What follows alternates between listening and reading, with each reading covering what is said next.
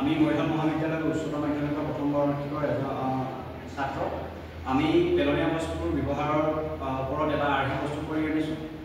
পেলনীয়া দ্ৰব্যৰ ঘূৰ্ণীয়মান ব্যৱহাৰ শূন্যতম পৰ্যায়লৈ কিদৰে কৰিব পাৰোঁ, আমি তাৰ বাবে এটা আৰ্হি প্ৰস্তুত কৰি আনিছোঁ। তাৰে এটা আমি পেলনীয়া দ্ৰব্য হিচাপে লৈছোঁ ধান খেৰ।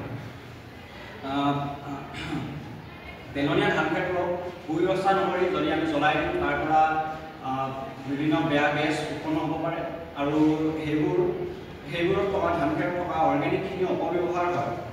আনহাতে সেই খেৰখিনি পেলনীয়া হিচাপে থৈ দিলেও সেইবোৰত গেলি পচি কিছুমান অপকাৰী ভেঁকুৰ সৃষ্টি হৈ আমাক বিভিন্ন বেমাৰ আজাৰ সৃষ্টি কৰিব পাৰে। অন্যহাতে এইখিনিক এক পৰিকল্পিতভাৱে ব্যৱস্থাপনা কৰি তলত দিয়াৰ দৰে পৰ্যায়ক্ৰমে আমাৰ দৈনন্দিন জীৱনত প্ৰয়োজন হোৱা বিভিন্ন উৎপাদন আৰু অৰ্থনৈতিক উন্নয়নৰ কামত ব্যৱহাৰ কৰিব পাৰোঁ। সেই সুপৰিকল্পনা মতে এটা কৰ্মত ব্যৱহাৰ হোৱা খেৰখিনি পুনৰ এটা উৎপাদনমূলক কামত ব্যৱহাৰ কৰি গৈ থাকিলে অৱশেষত অৱশিষ্ট হিচাপে থকাখিনিকো আকৌ পুনৰ ব্যৱহাৰ কৰি শূন্যতম পৰ্যায়ত উপনীত হ'ব পাৰিম। এতিয়া আমি ধান খেৰবোৰক বিভিন্নভাৱে বিভিন্ন পৰ্যায়ত ব্যৱহাৰ কৰিব পৰা এটা চক্ৰাকাৰ ব্যৱহাৰৰ আৰ্হিৰ তলত দেখুওৱা হৈছে। ধান খেৰৰ প্ৰথম ব্যৱহাৰ। কাঠফুলা উৎপাদনত আমি ধান খেৰৰ ব্যৱহাৰ কৰিব পাৰোঁ। ইয়াত প্ৰায় 18 পৰা 25 দিন খেৰখিনি প্ৰয়োগ হয়। উৎপাদিত আৰু তাৰ পৰা উৎপাদিত কাঠফুলা আমি নিজৰ খাদ্য হিচাপে ব্যৱহাৰ কৰিব পাৰোঁ আৰু বজাৰত বিক্ৰী কৰি আৰ্থিকভাৱে লাভৱান হ'ব পাৰোঁ।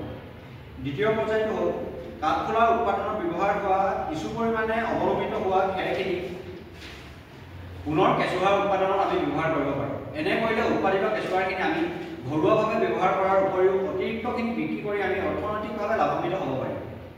তৃতীয় পৰ্যায়। এনেদৰে ধান খেৰ ব্যৱহাৰ কৰি কিছু সাৰ উৎপাদন কৰিলে কেঁচুৰ উৎপাদন অতি বেছি হয়। কেঁচু সাৰ উৎপাদনত কেঁচুৰ বহু বেছি প্ৰয়োজন নহয়। সেইবাবে প্ৰয়োজনতকৈ অতিৰিক্ত কেঁচুখিনি আমি হাঁহ কুকুৰাৰ খাদ্য হিচাপে ব্যৱহাৰ কৰিব পাৰিম। আৰু এইদৰে হাঁহ কুকুৰা কেঁচু খাদ্য হিচাপে ব্যৱহাৰ কৰিলে হাঁহ কুকুৰাৰ মাংস লগতে কণী অতি উন্নত মানৰ হয়।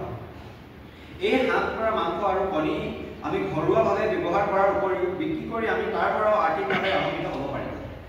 আৰু চতুৰ্থ পৰ্যায়।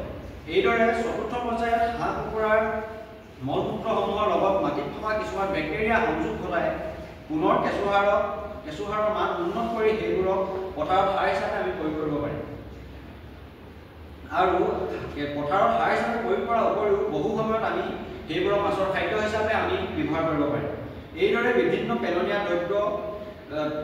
দ্ৰব্য ধান খেৰকে ধৰি অন্যান্য পদাৰ্থসমূহ এনেদৰে ঘূৰ্ণীয়মান ব্যৱহাৰৰ যোগেদি শূন্যতম পৰ্যায়লৈ উপনীত হ'ব পাৰিম, য'ত প্ৰদূষণমুক্ত পৰিৱেশ সংৰক্ষণ কৰাৰ উপৰিও আমি প্ৰকৃতিগতভাৱে আমাৰ প্ৰয়োজনীয় খাদ্য উৎপাদন কৰাৰ উপৰিও অতিৰিক্তখিনি বিকি আমি অৰ্থনৈতিকভাৱে লাভান্বিত হ'ব পাৰিম। সেইবাবে এনেধৰণৰ সুপৰিকল্পিত আৰ্হি আমাৰ ফালৰ পৰা আগবঢ়াই সমাজত ইয়াৰ প্ৰয়োগ কৰি পৰিৱেশৰ সুৰক্ষিত কৰাৰ অৰিহণা যোগাব পাৰিম বুলি আশা কৰোঁ।